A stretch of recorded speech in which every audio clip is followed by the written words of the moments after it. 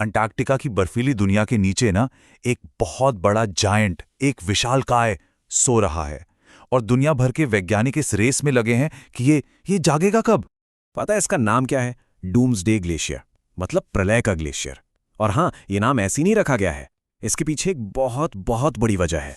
तो चलिए बात करते हैं इस डूम्सडे ग्लेशियर की।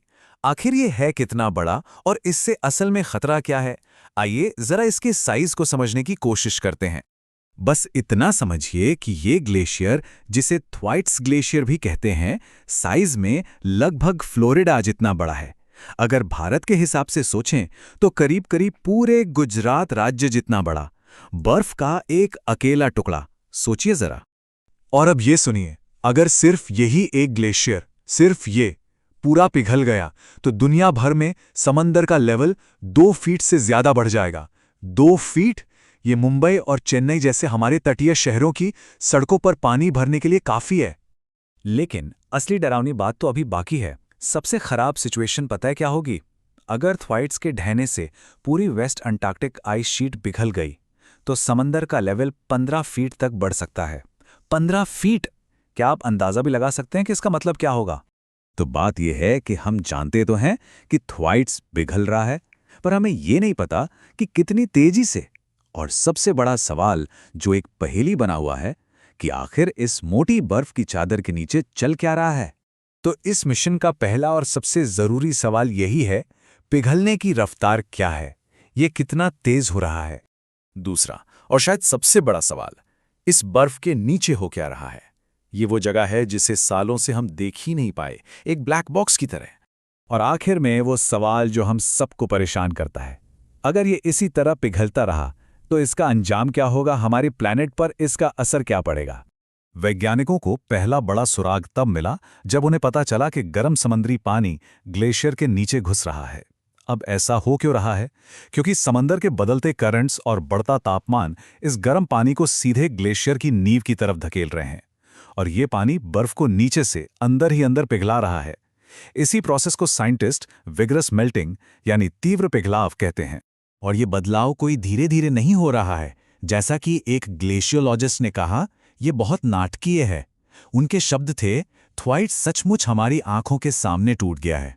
तो ठीक है, हमारे सामने ये बहुत बड़ी पहेली है। अब सवाल ये है कि विज्ञान इस रहस्य को सुलझाने के लिए कर क्या रहा है। चलिए इस मिशन के बारे में जानते हैं। अभी इसी वक्त लगभग 40 रिसर्चर्स की एक इंटरनेशनल टीम एक खास आइस ब्रेकर जहाज पर न्यूजीलैंड से निकल चुकी है। उनका एक ही मकसद है, थ्वाइट्स ग्लेशियर। और ये कोई आसान सफर नहीं है, ये एक बहुत ही जोखिम भरा मिशन है। जैसा कि मिशन के एक साइंटिस्ट ने कहा, हमारे पास प्लान ए से लेकर एफ तक होगा। मतलब आप समझ सकते हैं कि वहां हालात कितने अनप्रेडिक्टेबल हैं, कुछ भी हो सकता है। तो अब सवाल यह है कि टीम इतना जरूरी डेटा इकट्ठा कैसे कर रही है। उनका तरीका बहुत ही अनोखा है, एक ऐसा तरीका जिसके बारे में शायद ही कोई सोचे। उनके सीक्रेट एजेंट हैं सील्स। हाँ, बिल्कुल सही सुना। साइंटिस्ट्स इन सील्स पर छोटे छोटे हानि रहित सेंसर्स लगा रहे हैं। अब होता यह है कि जब ये सील्स खाने के लिए बर्फ के नीचे गहरे पानी में गोता लगाती हैं तो ये सेंसर्स अपने आप समंदर का टेम्परेचर, खारापन, ये सब जरूरी डेटा रिकॉर्ड कर लेते हैं। ये वो जानकारी है जिसे इंसानों के लिए इकट्ठा करना लगभग नामुमकिन है। और ये तरीका इतना स्मार्ट क्यों है? एक इकोलॉजिस्ट इसे बहुत अच्छे से समझाते हैं। वो कहते हैं कि सील्स वहां जाती हैं जहां खाना होता है, और अक्सर वही जगह होती है जहां कुछ जरूरी हो रहा होता है। मतलब ये सील्स अनजाने में ही वैज्ञानिकों को सीधे उन जगहों पर ले जाती हैं जहां सबसे ज्यादा एक्शन हो रहा होता है।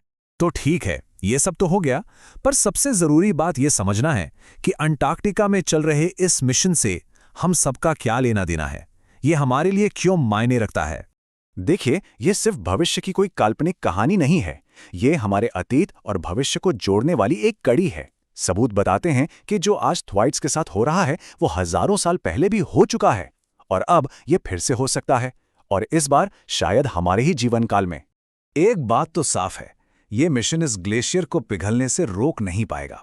लेकिन असली सवाल ये है, क्या इस मिशन से मिले जवाब हमें आने वाले कल के लिए तैयार होने का मौका दे सकते हैं? क्या हम दुनिया भर में समंदर किनारे बसे अपने शहरों को, अपने लोगों को बचाने के लिए वक्त रहते कुछ कर पाएंगे?